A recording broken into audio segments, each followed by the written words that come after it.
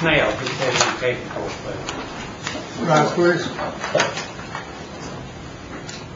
Thank you, Lord. Thank you, Lord, for this day. Help us, Lord, as we go through our procedures this morning in our community meetings.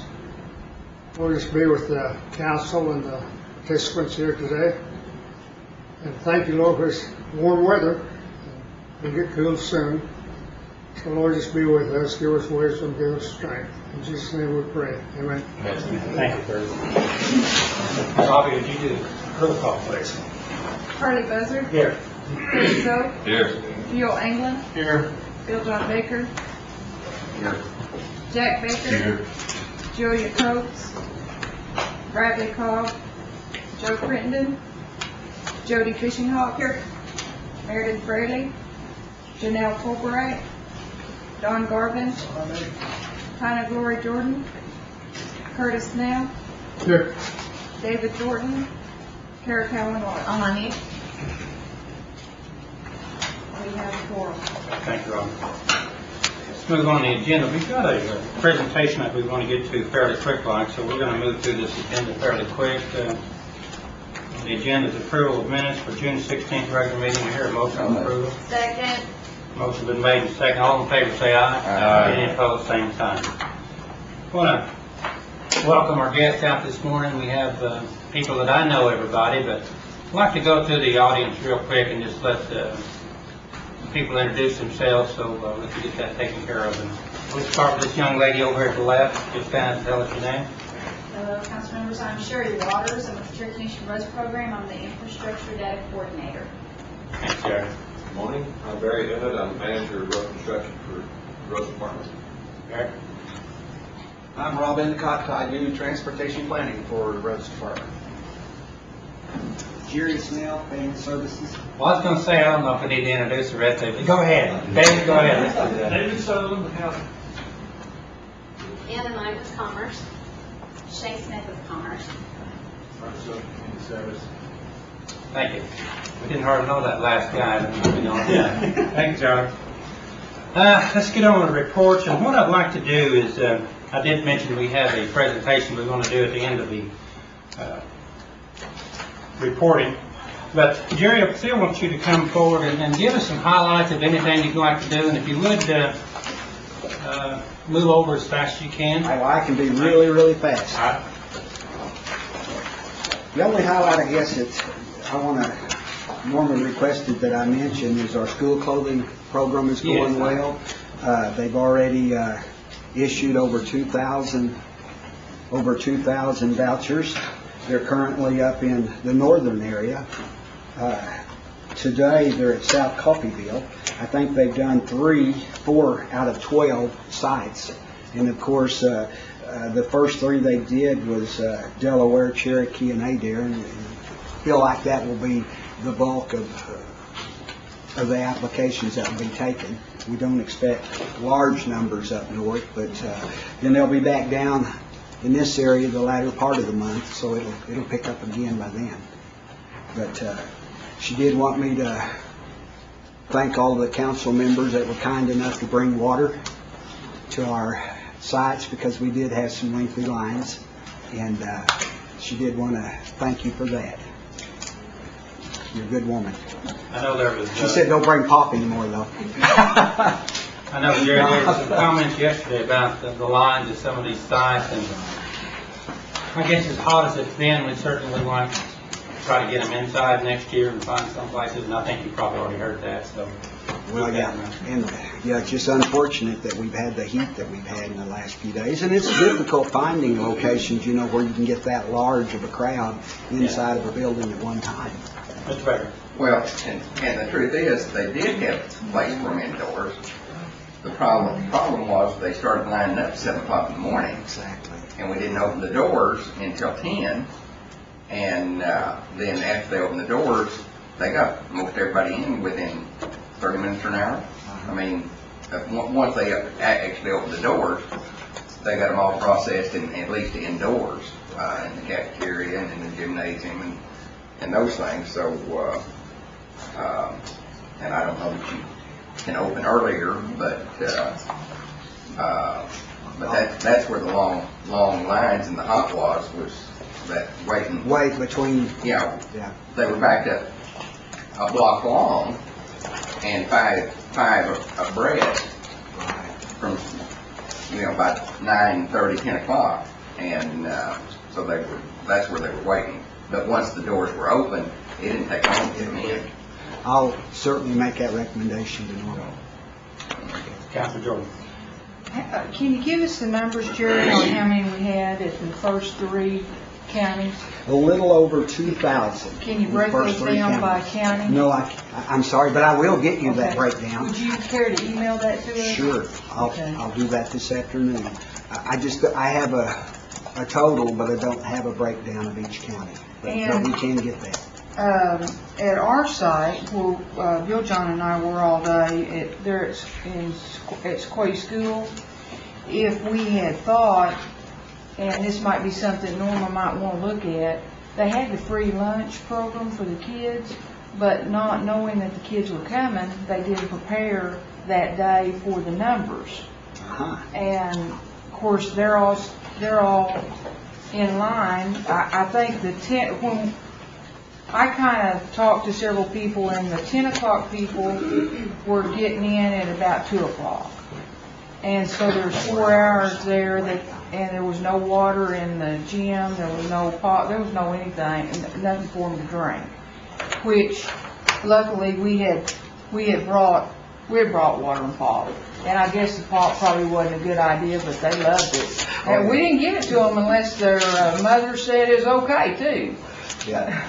It was just the cleanup afterwards, Well, where they would spill their pop, a little sticky. But we appreciate it just saying. well, they did need something to drink. Exactly. And maybe we could work them in, if we use that site again, which I hope we do, maybe we could work them into that free lunch program for the kids this summer and just have them prepare more that day for the kids, because all those kids would have qualified for, and the people were so appreciative of the fact you all have this program. This has got to be, in our area, one of your most popular programs. It is. It's a fantastic program. I fear that in a lot of the areas, some of the real impoverished families might not have gotten the message. And that's the only thing we regret about it, is not being able to get the message out as well as we would have liked to. Well, it's an awful good program. It's making a big impact in the community. I agree with you. Ms. Fisher, go ahead. I just want to tell you to be sure to tell Laura and everybody how nice they were. I think she loved it. My people love them. I was over there most of the day with y'all. Great. Y'all handled them great. Yeah, she'll love to hear that. One other quick notation here. I wanted to let you know that we are having a summer cooling program for our elderly and disabled. We have approximately 1,250 elderly and disabled that we're currently making cooling assistance payments to. They'll receive on an average of $300 per household. So that should help them considerably with their electric bill this summer. Good. Thank you, Jerry. All right. Charlie Stowe, you're up on the agenda next.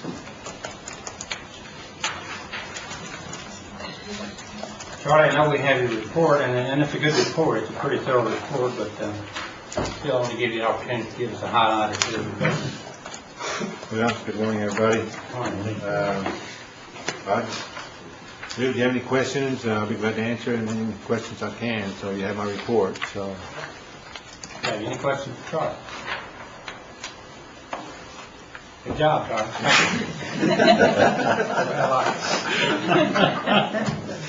Next, we have roads and transportation for Michael Lynn. Barry, you going to do Michael Lynn's report? Yes, sir. I'll try to be as short as Hang on Charlie. just a minute, sir. For Charlie. Charlie, come back up. You didn't I'm get on sorry. the I forgot one thing, that, and it's nothing to do right this second, but we had a proposal to us yesterday from the Arts and Humanities Council, the Cherokee Arts and Humanities Council.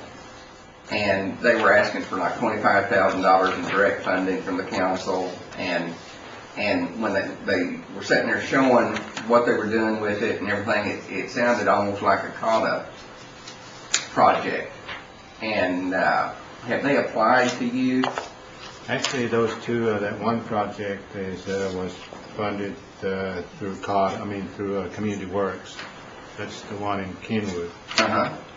And the other one is it's not one of ours. That Kenwood reservation, whatever it was. That's but they have received funding from us. But whoever is requesting those funds is we do support them and fund them through CAUTA and Community Works. And so I noticed that they were asking for similar funding through council. So, but we are already administering those type of activities with them. So I guess my only question is, you know, that they're a little different than most community organizations in that they've got a project or program in Kenwood, and they're wanting to do something in Vail, and they're wanting to do something at Marietta, and I don't know if you can look at them as different sites, you know, or whatever, but it's been tabled, and if you could kind of look into it and see if there was any additional funding or whatever that you could do, because like I say, it's not like just a one community-based organization. They got forks going out into a lot of really traditional Indian communities. But anyway, we can look at it. We have a couple more for you, Charlie. First name? Sure, the Bennett folks at the water and sewer plant, they're getting several dollars, you know, to rebuild that. Is that in your department? yes, it is. What steps do they need to take? You know, they had a work day the other day and two people showed up, one of them was on crutches, so. They asked me to help them. What kind of crew do they need? A cleaning crew, What are they trying to do, Kurt? well, they're trying to get that cleaned up, ready for, I guess, the dig the new lagoon. I'm not sure what they're doing there because I don't think we would have a crew of that nature to come in because that would be something we'd contract out. Well, that was their self-help crew that went in, but you'll have to contract out the lagoon, right? We wouldn't do self-help on something of that nature. Let me look into it, Kurt. Okay. I don't know. I'll get with Billy and maybe I need to talk to you to see exactly what the volunteer crews you're talking about, and then I'll get that. Give me the information. I'll get with Billy and I'll get back with you. Okay, good. Thank you. Part, I think part of that is on the stimulus dollars. I think they got $300,000 grant to do that lagoon up there. And I think what Curtis may be referring to is we had put in, I think, $37,000 3 years ago, and it might have been part of that self-help component that they're trying to work out now. And I think it was $105,000 through Indian Health Service to go toward the lagoon work over there. But with them getting the stimulus funds, I think that's going to probably be just a contract job. But anyway, I think they called Curtis and everything. Let me look into it. I have one more for you from Ms. Cal Watts, folks.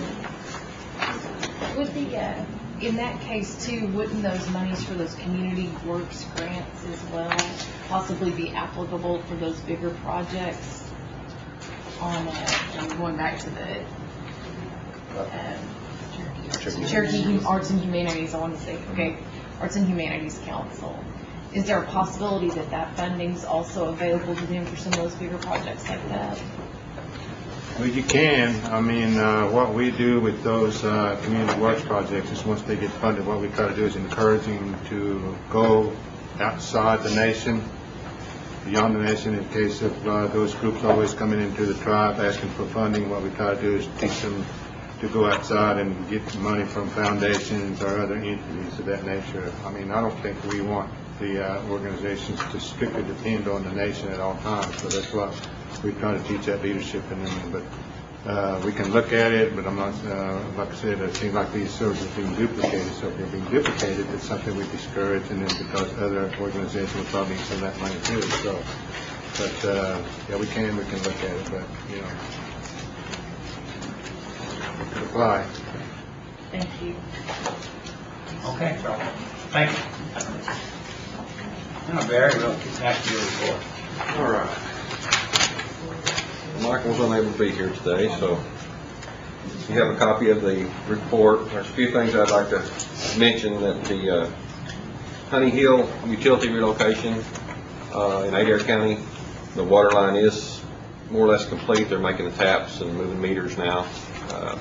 Still waiting on the other utilities, the cable and the power companies, to get our plans together so we can make that move.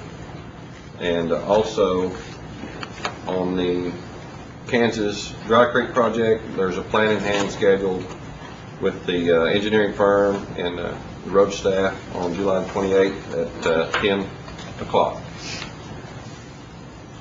And they'll meet there at the beginning of the project and go through that project there. Another thing I would like to mention would be the Ottawa County Bridge 150. There is a ribbon cutting ceremony on July the 22nd at the bridge, which is 3 miles north of Fairland. ODOT, OTA, County, and Cherokee Nation will be represented at that. And if you have any other questions. Barry, the Honey Hill project, that is not part of the stimulus package that we were going to do, is it? No. Okay. All right, so as soon as that comes As soon as along. the utilities get moved, we can probably go forward with that project. Any questions for Barry? Yeah, first time. Barry, would you explain to us how these roads are, I want to say, graded and put on the... On the priority, I think Robbie We've got a presentation coming up on that. Okay. Yeah, Okay. right, Andy Cox will do that for us in a little bit. Thank you. Well, thank you. Barry. Housing Services, David Sullivan. David? Good morning.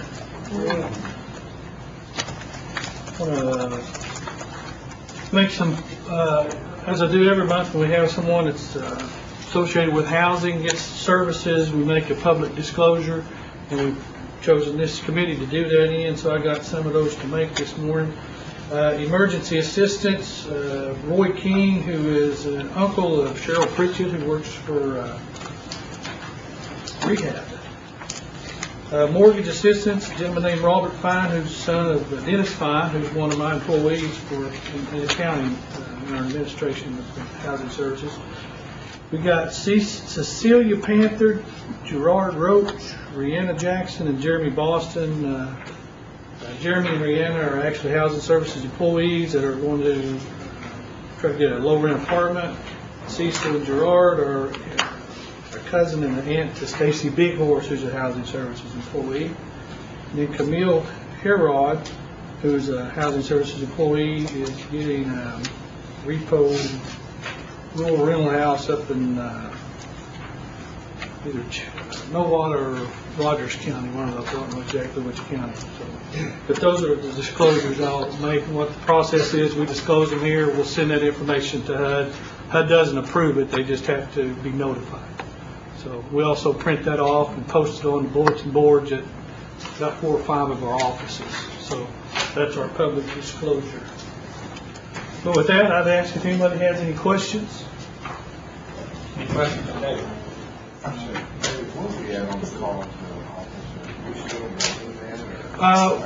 We occasionally, what the deal is we've got an air conditioner problem, and we had a guy supposed to come, I can't remember the name of the company, who, we actually contracted it out, and I think they're changing out a lot of stuff, and can't have a problem getting them there. But still the intention is a couple of things. I think the tag office is actually maybe looking at seeing if it's something they could use, but we still intend to have folks there at least part of the week. Right now we have a problem with air conditioning. That's kind of where we're at. Thank you. I still struggle with like where all our programs have been divvied up to, and I think I thought I'd ask for like some kind of org chart or explanation of where everything's at now and who has what responsibility. I'd appreciate it if you would take the lead in gathering that information, and probably the entire council would benefit from that. Okay. Um, Who's doing what in housing? That's right. Okay. And all the traditional programs that have been at the Housing Authority, where are they at now, and who has responsibility for them? We'll get that. That's not a problem. That would be greatly appreciated. Thank you, in writing, Yes. by email. Okay. Thank you. There you go. Yeah, I think that's a good idea, because there are a lot of programs that housing dollars go to, and sometimes it gets confusing of where it needs to go where. Yeah. Right. And just to clarify too, that includes any of the new self-help programs that maybe have been developed under. We'll include all the Charlie stuff. Because I had a question the other day and it didn't even make sense. I was like, I haven't heard about anything that would even fit that. And so if I had a cheat sheet, maybe it would be easier to kind of direct my questions better. Even Diana's hurdle to even know what to ask. I'll get that for you, but actually we've already started working on something similar, but I think it's for all programs, isn't it? For the 211. Okay, so we probably already got something that we can send out real quick. Much appreciated. Thank you. Yeah, Dave, I just wanted to say the other day I was talking to somebody, and I don't remember what exactly we were discussing, but for some reason the units over in Locust Grove area came up, and they were just commenting on how nice the grounds looked and everything like that, and so, you know, I guess Meredith's trying to take credit over there for staying on top of things, but yeah, it was Locust Grove, and they made a positive comment, and so I was kind of excited about that, because it's something that, you know, demonstrates pride and things that people are doing with their work, and so if other people are noticing that, then I'm sure that the residents are well taken care of. And, that apartment complex is full. Hadn't been full in a long time, but the last couple of months it's been completely full, so you can tell the efforts are paying off. Thank you. You bet. And David, I just want to echo those comments too. Even the housing area in J and Grove, I've looked at the maintenance of that thing, and it's probably 80 to 90% better than it's been the last 5 years. So the guys are doing a fairly good job on that. Good. We'll pass that along. Sure. Any more questions for David? Mr. Gardner. I just wanted to inquire about the Forum project down on that road. I believe that is finished. I drove through there 3 or 4 weeks ago. It's going to go down there on Thursday, so. Mr. Snell. David, the roads up in Little Kansas, Pond, and Jason, and Carrot Lane, are they? We've got approximately 25 to 30 that we've identified. Those are on that list. Actually, I think there's maybe 4 or 5 streets up at Little Kansas that we've got on there. We plan on doing that as much as we can out of stimulus. So we hadn't got on them yet, but they're on the list. What's the time span on those?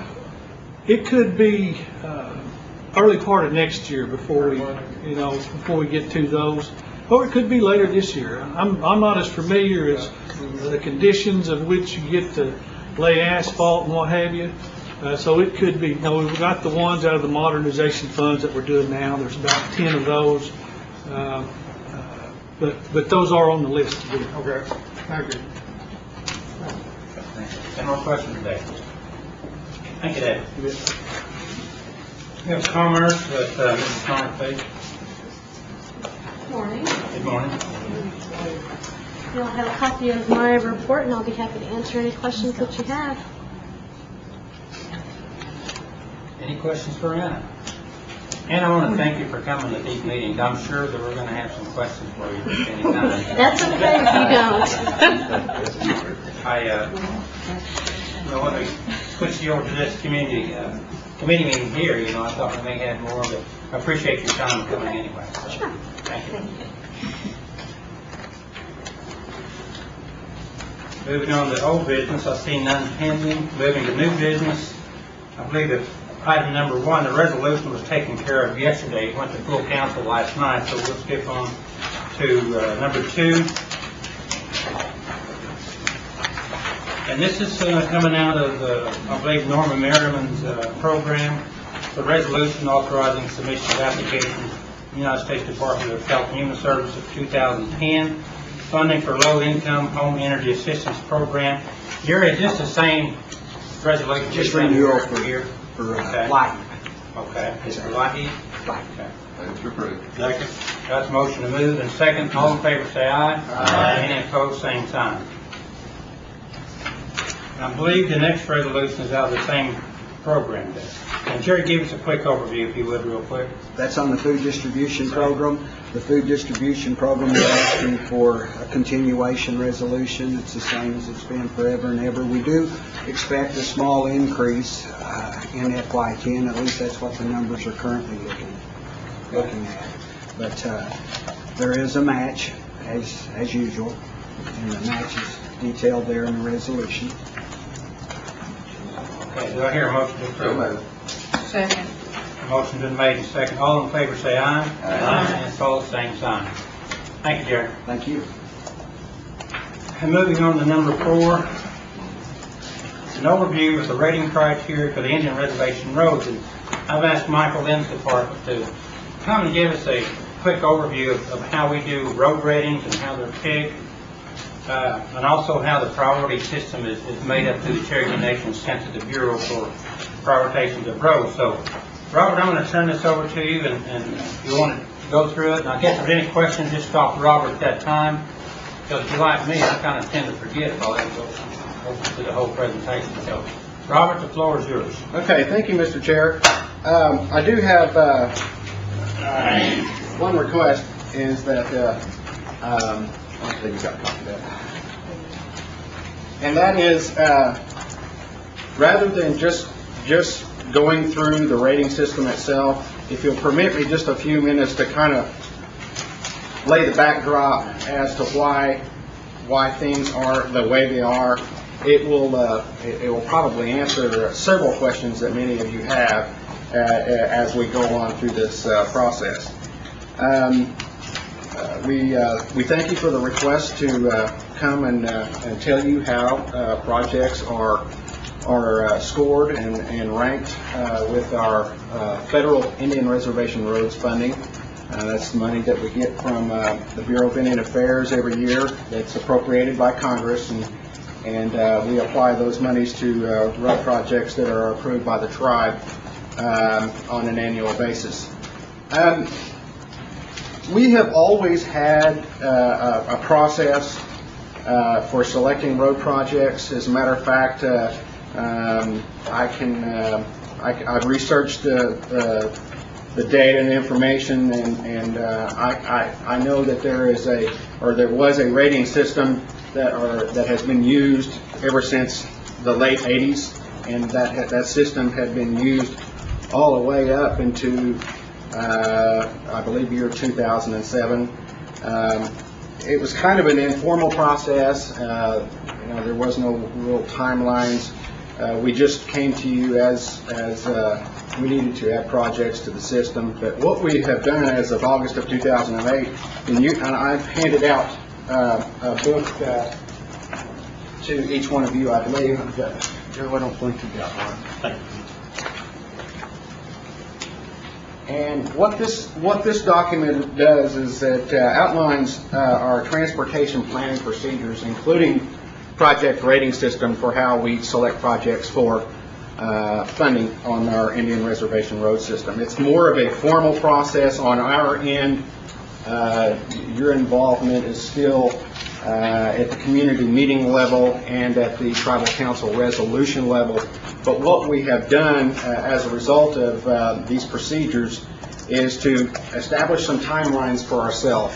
For instance, what we're going to start doing is we're going to start selecting projects all the way out to about 7 years, so that we're not duplicating this effort on an annual basis and creating a whole bunch of additional work that is unnecessary. Something else that we also do is we've developed this in accordance with recommendations from the Long Range Transportation Plan. And this map that you see in the corner over here, that is the the depiction of our long-range transportation plan. And the purpose of that was to identify a transportation system for serving Cherokees where they live, where they work, and where they congregate, okay? And so that was the outline purpose for developing that plan. And throughout that plan, we identified tribal criteria as to how we identify communities, not necessarily to establish boundaries for communities, but to identify where those concentrations are.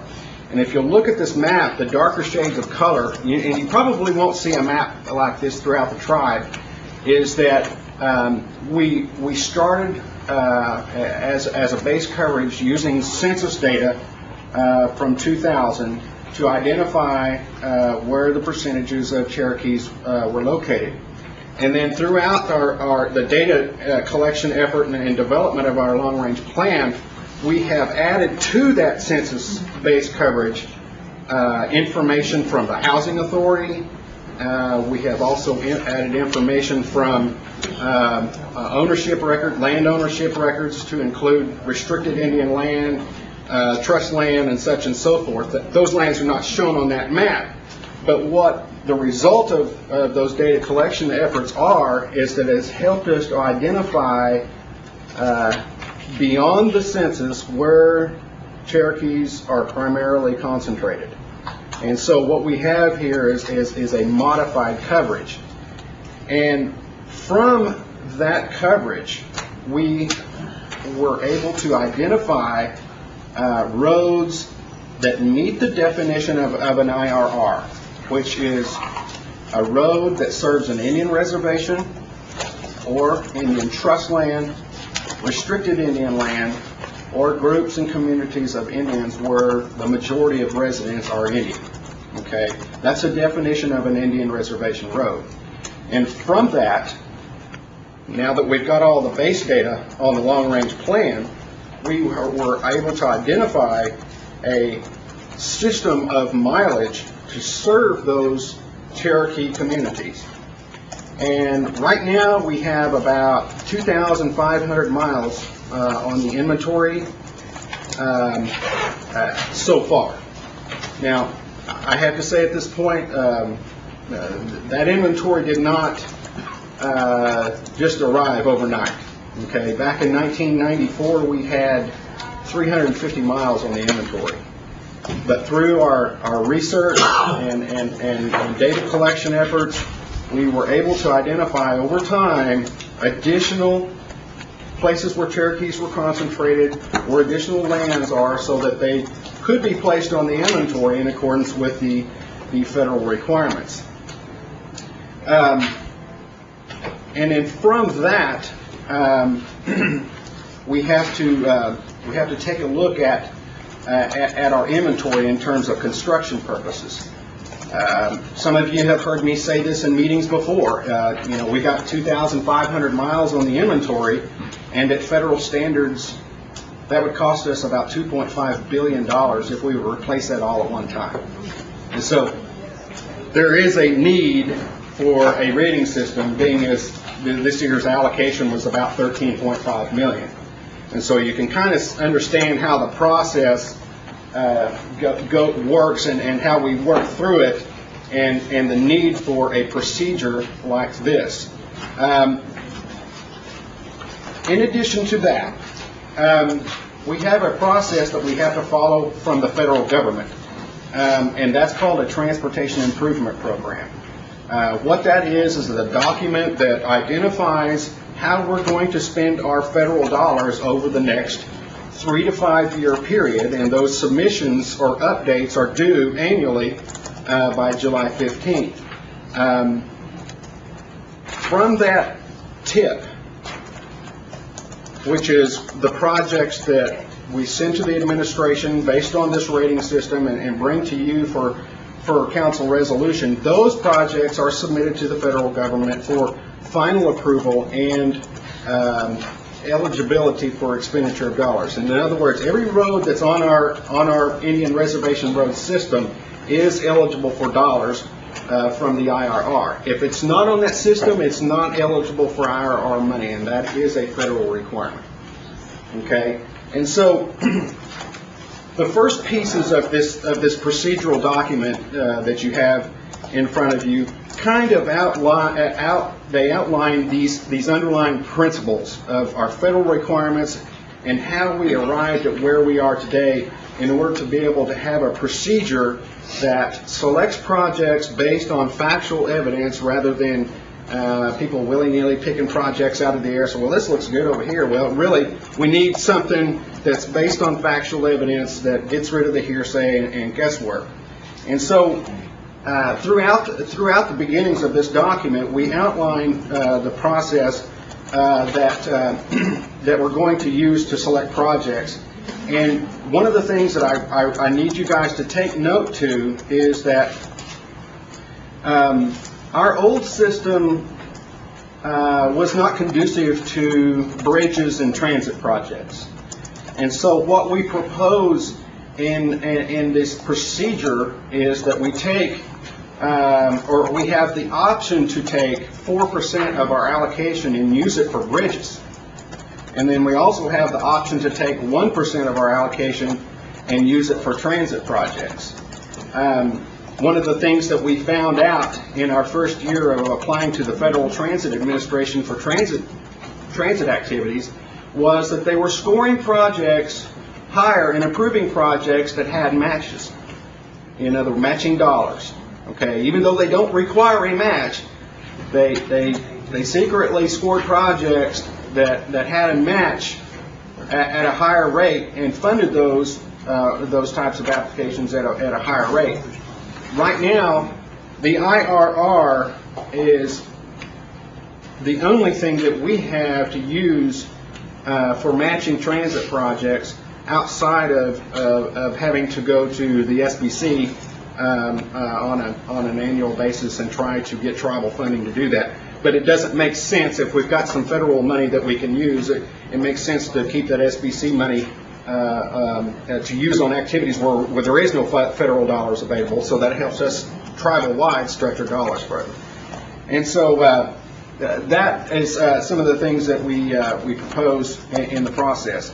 We also establish criteria for that we have to hold community meetings for these projects, and that the majority of residents within those communities have to agree to the project before we will proceed. If there is a majority of dissension, then we will go back to the drawing board, take a look at it, and probably will not proceed with that project as a result. And so that brings us to... Yes, sir. I've got a question here. You say that we can use up 4% of our allocation for bridges? Yes, sir. If you have a road that's on the IRR system, and you've got a bridge that really needs to be replaced, we can go and replace that bridge even though you're not going to do the road for several years. I'm glad you brought that up, Mr. Chairman, because it has been and will continue to be the policy that if we're going to build a road project and there's a bridge on it that needs to be fixed, we're going to fix that bridge. It's obvious. It's kind of like why the chicken across the road, get to the side. And so that will remain the policy. But what the old rating system didn't do is allow us to select bridges as standalone projects, and that's what I'm referring to. Okay, that's what I'm referring to too. And as a result, being able to do those types of projects. But I will say that in doing those types of projects, it will probably take us a couple of years to collect the data in order to be able to come to you in the next time with some just bridge standalone projects, because the data and information that's out there, the inspection reports, and Harley, you will know what that is. That data and information is hard to come by, and when you can get it, it's not very accurate. And so even the data and information that we get from the ODOT, State Transportation Department, isn't very accurate. And so the last thing we want to do is come to you guys, recommending that you replace a bridge that doesn't need to be replaced. Okay, the latitudes and longitudes are off.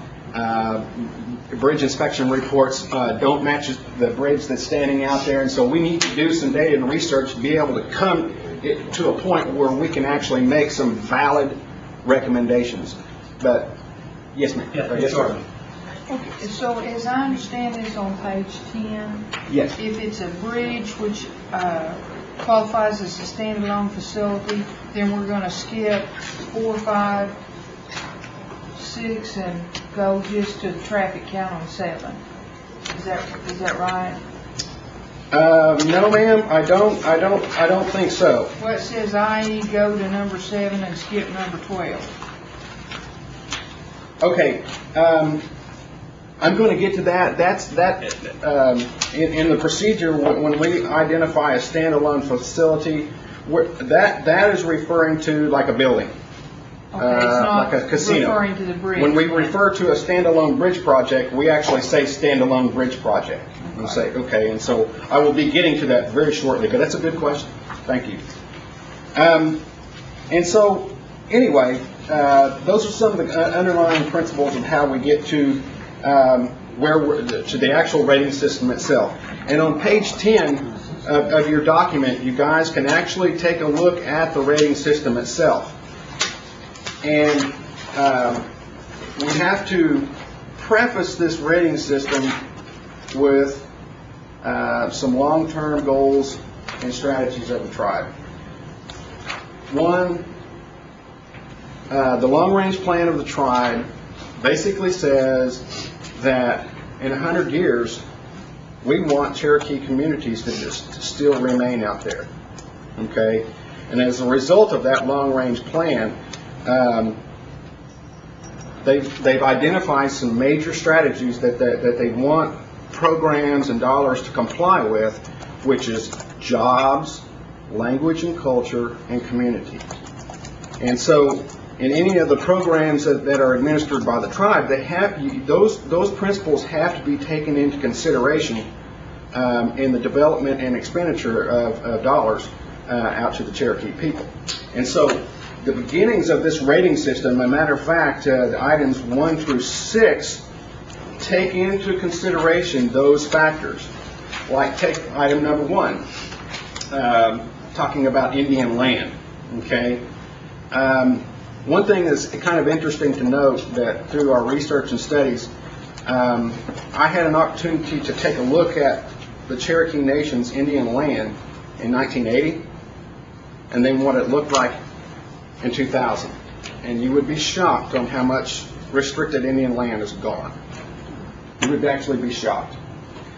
And so one of the principles behind using Indian land as a criteria factor is that where you see the presence of land, Indian land, whether it be restricted or trust, that is where you find the greatest concentrations of Cherokees that still exist today.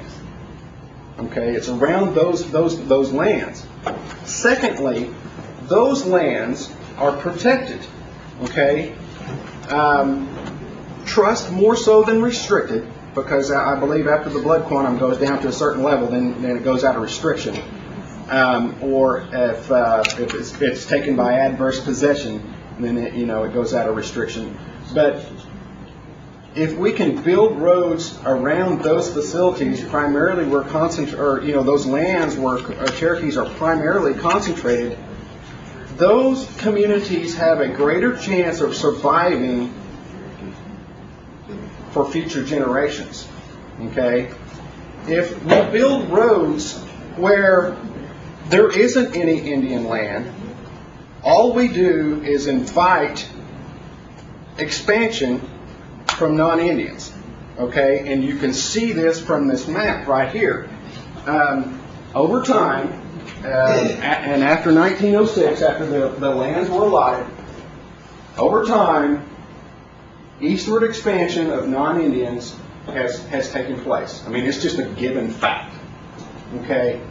And when we improve roads that may serve a few Cherokees, but it's principally, the use is principally non-Indian, what we do is we invite in developers because the land value goes up, the home values go up, and we invite further eastward expansion, which has a tendency, as shown over time, to erode Cherokee communities, or it has an impact. It may not be direct, but there's a certain indirect impact that it has on erosion of communities, and that is why Indian land and serving Indian land with our road money, because Cherokees are principally located there, is an important factor. Okay. We also look at the organization level of communities. We've taken a look at some previous studies and some recent information that Community Services has in contact with these communities out there, and we assign points to communities that are organized. We give priority to, because that's some of the underlying principles of a tribe. Third, we talk about Cherokee assets and/or tribal assets. Whether that be offices, community buildings, or cultural facilities, or whatnot. Those are places where Cherokees congregate. Those are places where Cherokees work, and those are the types of facilities that we need to be serving with our Indian Reservation Roads money. Now, this brings up the question in the second box on 3, which is a standalone facility. And the reason why that's not, doesn't say a standalone economic development facility or a standalone hospital or whatever, it's meant to include all of those types of facilities so that if there is a facility out there, like a casino or something of whatnot, that doesn't necessarily serve housing, we provide for a different rating scale for this facility so that it can be compared to the rest of the roads later on as they go through all of the remaining steps. In other words, the old rating system did not accommodate standalone type facilities like a hospital or a casino or something like that. It had to have housing mixed with it, okay? Because the housing was part of the rating system, and so we provide opportunities to serve standalone facilities here because, again, those are where Cherokees congregate, that's where they work, that's where they receive health care and whatnot. And so we provide opportunities through this rating system for that opportunity to happen.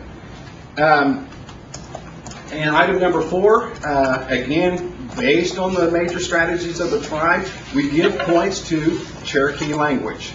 Okay, the more the language is spoken, the more points that the communities are going to get, because it is a goal of the tribe to revitalize the Cherokee language, and that's a given fact. And Robert, how do you come to that conclusion on percentages? Right now we use the census data to determine that. It might be a little off because of response level, but it's the most viable source that we have at this particular time.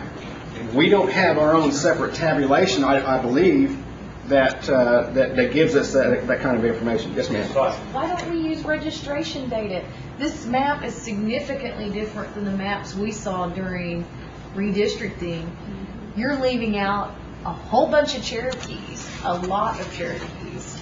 I mean, just my school count alone, it rivals most of the other tribes, even in Claremont. I mean, I'm confused about how different these two sets of data and maps are. Okay. This is to show percentage of Cherokee compared to the rest of the population.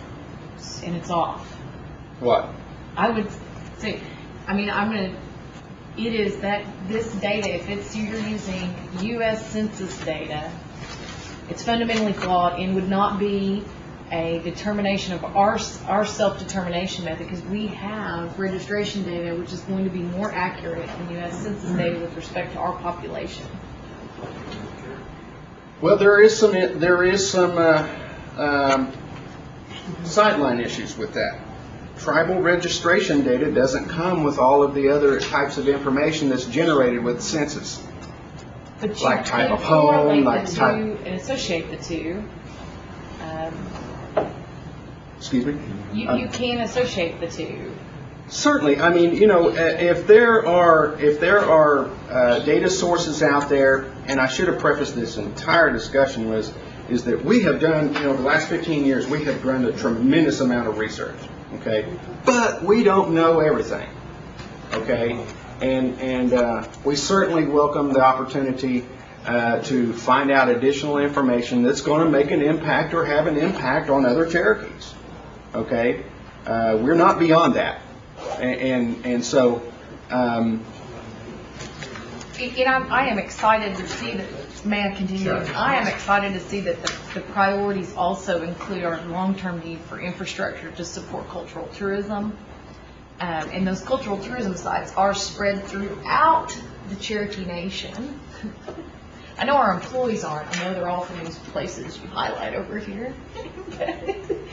We need to show the entire Cherokee Nation, and I think there's a good portion of the Cherokee Nation that appears to be missing in this map. I think if you look at the GeoData's tribal citizenship registration data and how it would overlay on this map, you could put us all as dots everywhere. I think it would show a significantly different picture, especially if this is setting priorities for those things. I'm concerned. Okay, Yes. and that's a valid concern. I think what you can't see from this distance is all the roads that are in those other areas.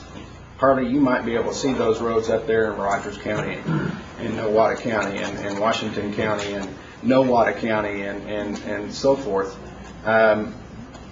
And so there are roads up in those areas. There's not just as concentrated. And I bet you your tribal registration data is going to, it might be slightly different in terms of percentages, but it's still going to show you the same general picture.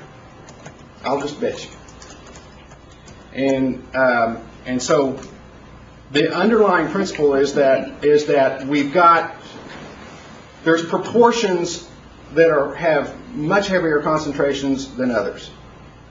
Yeah, Yes. I understand that the percentages, because some counties are more heavily populated overall, so percentages there might be less, but actual number of Cherokees, I think that the traditional presentation by this tribe out of Tahlequah is misleading. I think there's Cherokees up north, imagine that. There are even Cherokee speakers that I don't think are being accounted for. I'm not sure what data you're using on that.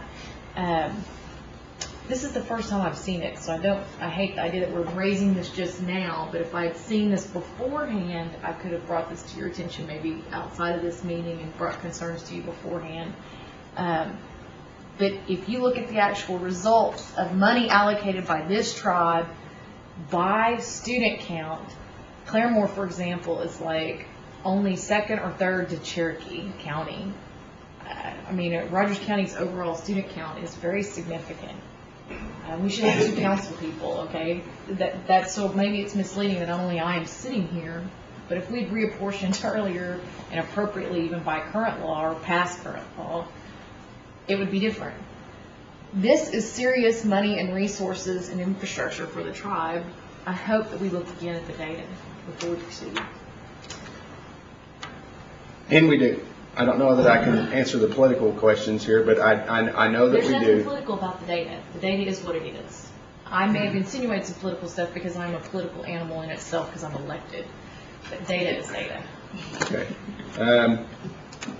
But again, early on, now I haven't seen the latest tribal registration data, but early on we did look at that. And while the numbers are maybe slightly different, you still have the same effect and outcome, and we still have to use percentages because it's a federal requirement. Okay? Rob, I've got two more people here, Mr. Baker and Mrs. Jordan, and our time is getting close to being ending. I'm almost So I'd like done. to go ahead and let people ask some questions Okay. so we can get done. And this is not argumentative at all. It's just, I'm closer to the map. The yellow is 0 to 29% Cherokee in those squares. And if you look at like Telefall, for example, 60%, we've only got like 1,000 kids enrolled in high school, and 60% of them are Cherokee.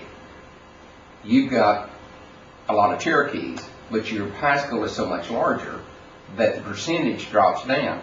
So if it's yellow, it's still 29% of the entire population. You've got a lot of Cherokees, but you've got a lot of Yonah as well. And where you get into Cherokee and Adair, they're smaller counties, you know, and so the percentages are much higher. But that was just an observation, because I'm sitting here looking, and even the yellow is 29%. So just right under 30. Yes. Ms. Jordan. And this is not really a question, but just an observation on my part. All roads leading to the major casinos qualify as standalone facilities, getting 60 points out of 100 automatically. So those roads up in your area, Kara, are going to be probably taken care of because they got 60 points just as a standalone facility. And as a matter of fact, we put 11.7 million into the I-44 and 193rd Street intersection. So I think the money is being spread out. It's just being spread out in a different way. Maybe you're not getting the percentage of Cherokee population served, which is only 10 points maximum, but you're right off the bat getting 60 points, which we can't get in a lot of places down here because the casino is at Catoosa. So I think you're probably you're better shape than we are for getting the money. It may not look like it on that map, but from these points, I'm sitting here trying to figure out and make a list of where our standalone facilities are so I can get the 60 points. Because you couldn't meet the 60 points. You only got 40 left. If you maxed out the rest of it, you're still not going to be rated as high as your roads up there. Just a comment. Mr. Stowe. Yeah, Robert, can I get a copy of this map, please?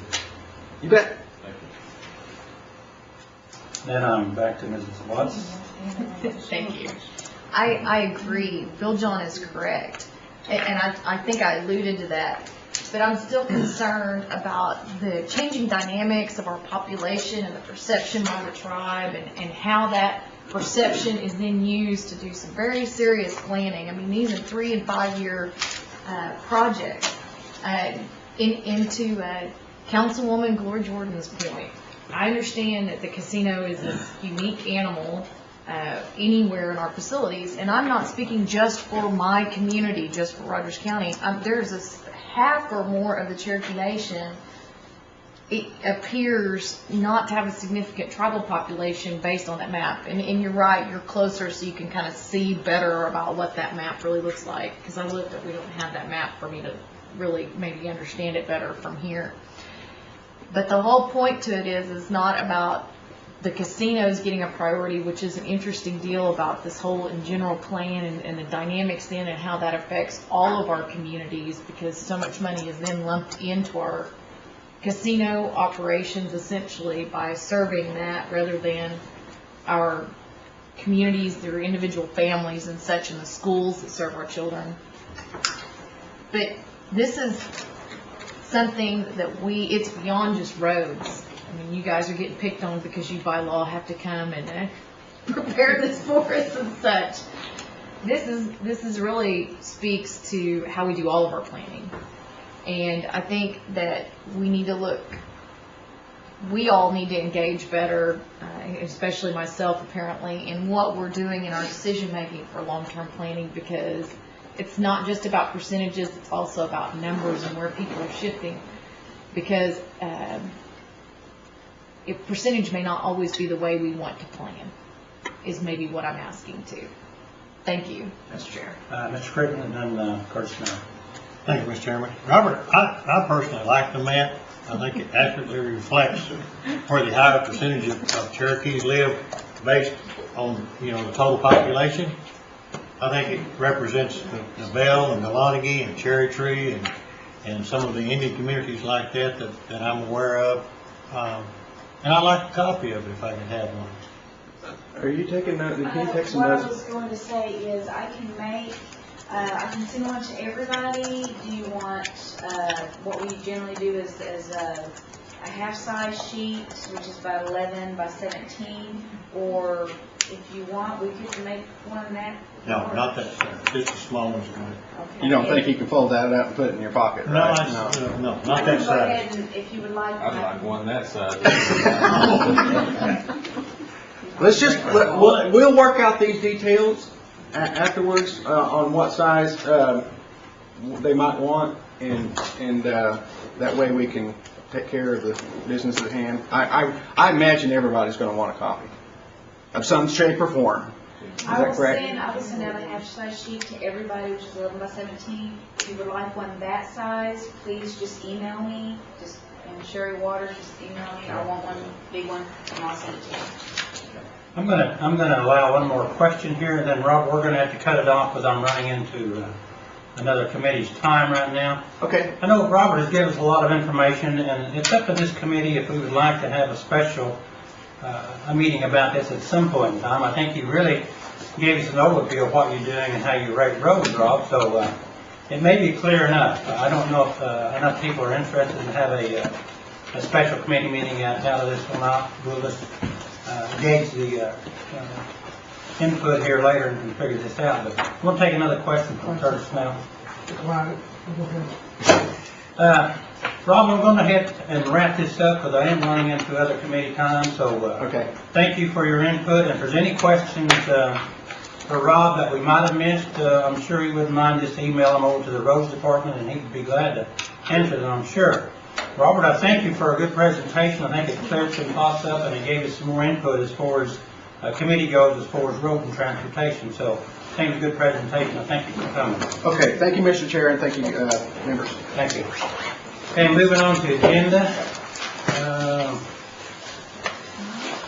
I think that is it. Is any announcements? Any announcements need to be made? Seeing none, do I hear a motion to adjourn? Second. All in favor say aye. Any opposed, same sign. Thank you.